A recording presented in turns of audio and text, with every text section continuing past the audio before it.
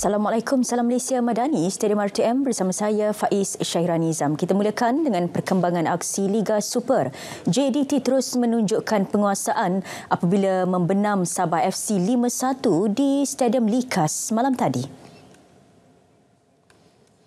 Sabah bagaimanapun terlebih dahulu membuka jaringan pada awal minit ke-12 apabila rembatan kencang Jafri Chiu menewaskan penjaga gol pelawat Ahmad Shihan Hazmi. 5 minit kemudian, skuad Harimau Selatan mengikat kedudukan apabila sepakan penjuru yang diambil Arif Aiman berjaya disempurnakan Juan Nunes. Bergsenda Silva kemudian meletakkan JDT di depan hasil sepakan penalti pada minit ke-25. JDT terus garang di babak kedua apabila giliran Habati Fernandez menjaringkan gol ketiga pada minit ke-47 sebelum Bergson sekali lagi menemui jaring untuk gol keempat pasukan minit ke-63. Pemain kelahiran Brazil itu kemudian melengkapkan hat-trick pada minit ke-73 untuk menutup perlawanan dengan kemenangan 5-1. Sementara itu, Perak FC bangkit daripada prestasi buruk sebelum ini selepas menewaskan Penang FC 3-1 di Ipoh. Ini adalah kemenangan keempat anak buah Yusri Cik Lah musim ini selepas 19 perlawanan.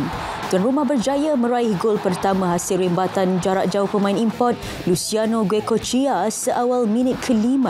The Boss Gaurus menggandakan jaringan hasil rembatan deras Wan Zek Haikal Wan Nur pada minit ke-23.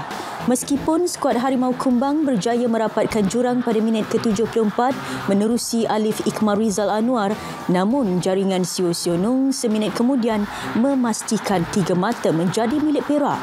Kemenangan itu bagaimanapun tidak mengubah kedudukan Perak yang kekal di tangga ke-11 Tiga Mata di belakang Pening.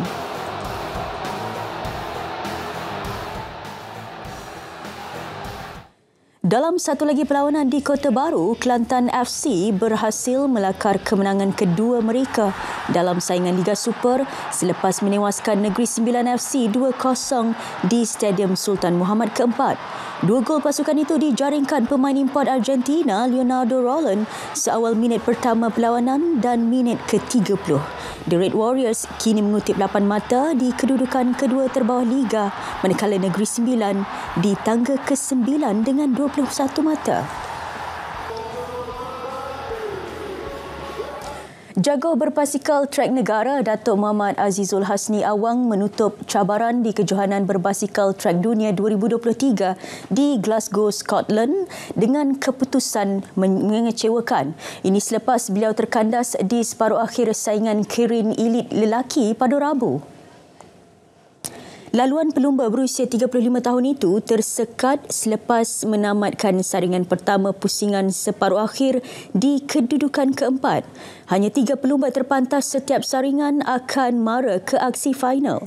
Datuk Azizul Hasni, juara Kirin Dunia pada tahun 2017 di Hong Kong, menduduki ranking ke-9 keseluruhan dalam acara kegemarannya itu. Beliau turut menduduki tempat ke-9 acara percut individu yang berlangsung Isnin lepas. Kejohanan trofi juara-juara Asia ICT 2023, skuad hoki lelaki kebangsaan melengkapkan saingan liga sepusingan di Chennai, India dengan kemenangan 1-0 ke atas Korea Selatan. Dalam aksi berlangsung di Stadium Mayor Radhakrishnan itu, jaringan padang dihasilkan Muhammad Azrai Aizad Abu Kamal pada minit ke-22 menjadi pemisah kedua-dua pasukan sekaligus menghadiahkan 3 mata berharga buat Malaysia.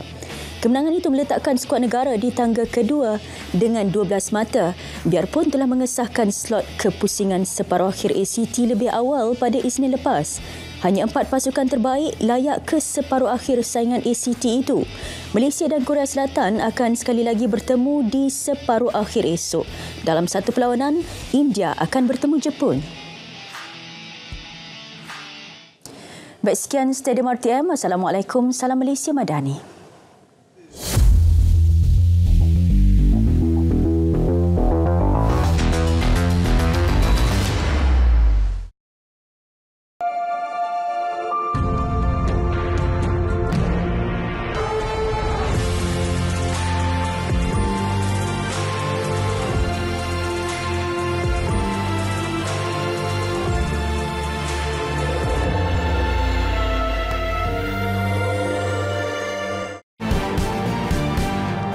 Kitab Al-Quran, kitab pemimpin ummah yang berkekalan. Al-Quran ya Al-Quran, kitab Al-Quran, kitab Yaqudul Ummah.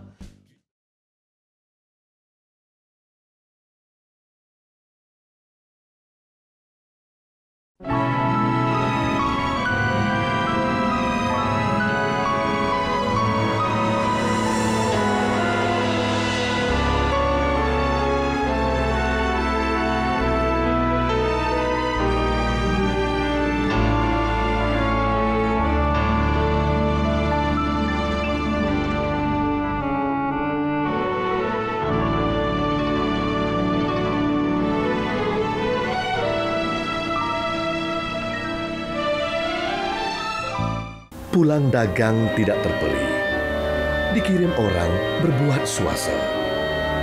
Tiang seri gagah berdiri, pusaka warisan tegaknya bangsa.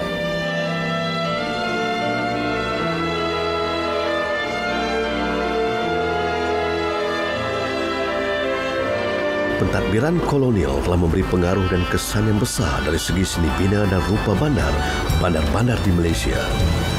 Kesan-kesan peninggalan seni bina Portugis, Belanda dan Inggris masih menjadi kesinambungan sejarah, perkembangan fizikal dan geografi rupa bandar. Bangunan-bangunan kolonial ini mempunyai gaya seni bina dengan susun letak bangunan yang membentuk morfologi awal reka bentuk bandar. Kesan ketara dapat dilihat pada imej bandar-bandar seperti Bandar Bersejarah Melaka, Bandaraya Pulau Pinang dan Taiping. Pemerintahan Inggris berlangsung dari 1795 hingga 1957. Dalam tempoh ini, banyak bangunan kolonial telah dibina di beberapa bandar utama di Malaysia seperti Georgetown, Ipoh, Kuala Lumpur, Taiping, Seremban, Johor Bahru, Kota Kinabalu dan Kuching. Monumen pertama yang dibina Inggris ialah kota pertahanan, iaitu kota Cornwallis, semasa penampakan Francis Light di Pulau Pinang pada tahun 1786. Penjajahan Inggris juga telah membawa perubahan yang besar pada rupa bandar pada ketika itu. Inggris telah menerapkan kegiatan perancangan yang lebih teratur pada bandar-bandar yang dibuka bagi tujuan keselesaan penduduk. Bentuk bangunan kolonial juga menampakkan beberapa gabungan unsur-unsur reka bentuk dan pengaruh seni bina tempatan. Keadaan ini membezakan gaya bangunan kolonial di Malaysia dengan tanah jajahan Inggris yang lain. Pemerintahan zaman kolonial telah membina pelbagai jenis